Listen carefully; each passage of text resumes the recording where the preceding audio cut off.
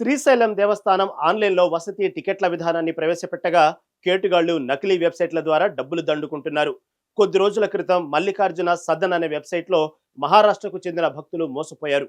నల్గొండకు చెందిన భక్తుడు, నార్త్ ఇండియాకు చెందిన భక్తుడు ఈ నెల 20న నకిలీ వెబ్సైట్ ద్వారా మోసపోయారు.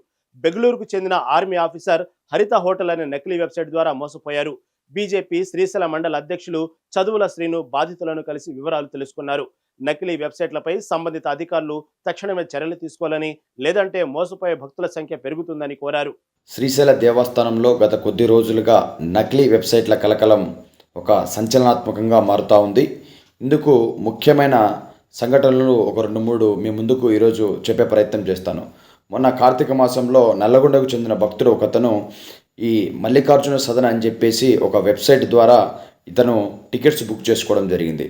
తర్వాత ఫస్ట్ 2,000 అతను గూగుల్ పే చేయడం, దాని తర్వాత మళ్ళీ ఆ వెబ్సైట్ ధరుడు 4,000 ఫోన్పే చేయాల్సిందిగా అతనికి చెప్పడం. ఈ విధంగా అతనికి డౌట్ వచ్చేసి ఇది నకిలీ వెబ్సైట్ అని చెప్పేసి తర్వాత అతను రియలైజ్ అయ్యాడు. ఇక రెండవ సంఘటన ప్రదీప్ కుమార్ గోయల్ గారు అని చెప్పేసి ఒక నార్త్ ఇండియాకు సంబంధించిన భక్తుడు. ఇతను కూడా ఆన్లైన్లో సేమ్ ఇదే మల్లికార్జున సదన్ అనే వెబ్సైట్లో ఇతను కూడా టికెట్స్ బుక్ చేసుకుందామని చెప్పేసి బుక్ చేసుకున్నాడు. ఇతను కూడా మోసపోవడం జరిగింది.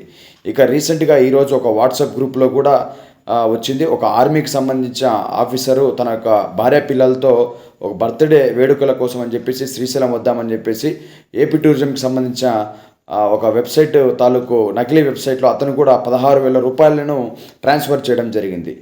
మనము భక్తులకు ఎంత మెరుగైన సౌకర్యాలు అందిస్తున్నామో అదేవిధంగా ఇటువంటి నకిలీ వెబ్సైట్ల బారిన పడకుండా కూడా కాపాడవలసిన బాధ్యత మన యొక్క దేవస్థానం అధికారుల పైన ఉంది, అలాగే పోలీస్ డిపార్ట్మెంట్ పైన కూడా ఉంది.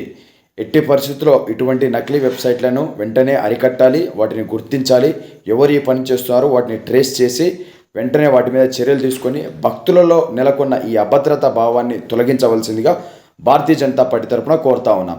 జై హింద్.